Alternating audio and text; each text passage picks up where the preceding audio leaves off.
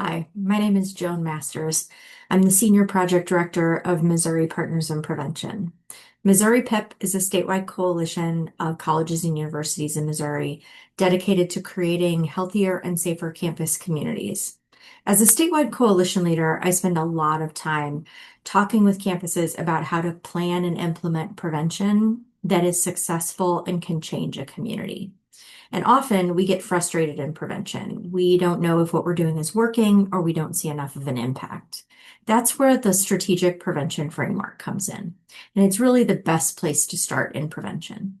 The SPIF doesn't tell us what programs to implement, but it reminds us that we must be planful, organized, and strategic in how we implement our work on campus.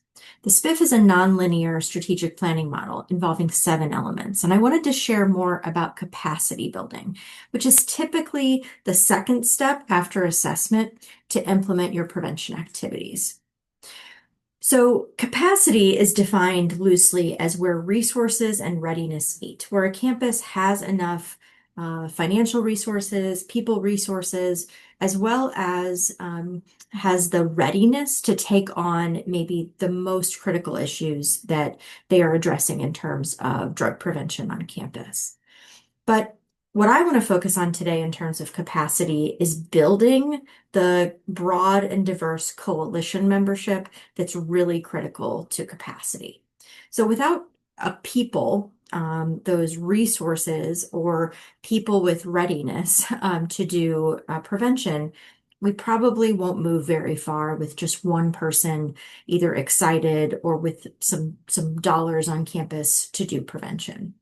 So what I suggest to folks is to find and identify folks on campus where that you can have a win-win with. Maybe they are have a lot of credibility on campus. Maybe they have a passion for prevention work, even though they're not directly working in prevention.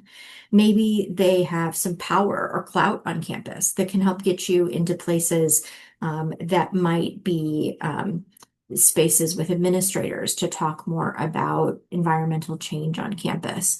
Maybe they're super creative and they might not get to exercise that creative side of them in their job, and you want to pull them into your prevention work because they're excited and want to tap into that creative side. Maybe they're folks that have money on campus, whether it be people that are working directly in prevention or maybe people that or offices on campus that have a sense of partnership that you can tap into the resources that they have. People also can give us access to certain administrators, to community members, maybe to funders or donors that we wouldn't necessarily have ourselves.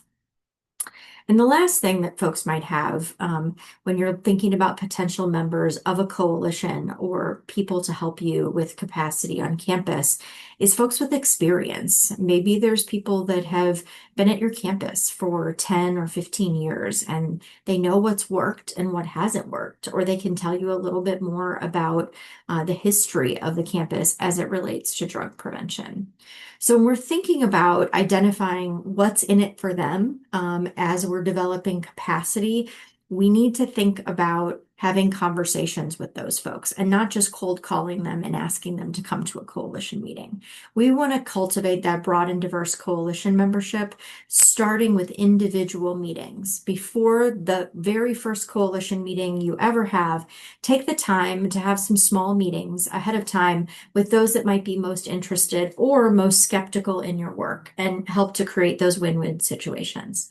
A colleague of mine instilled something in me that I still think about to this day, and that's the value of 100 cups of coffee.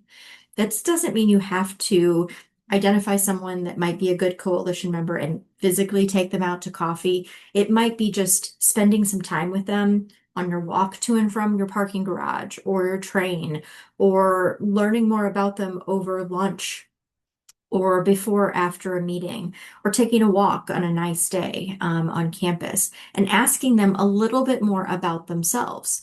Again, are they interested in prevention? What do they see as the biggest concerns on campus?